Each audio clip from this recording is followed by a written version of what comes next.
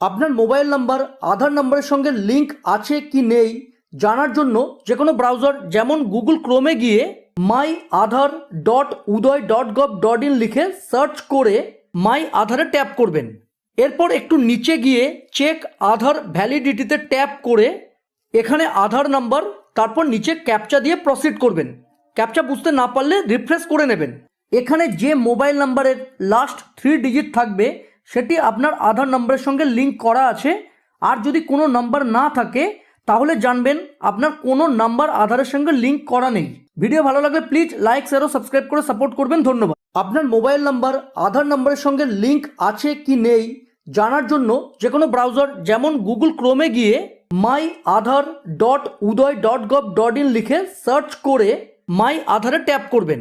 এরপর একটু নিচে গিয়ে চেক আধার ভ্যালিডিটিতে ট্যাপ করে এখানে আধার নাম্বার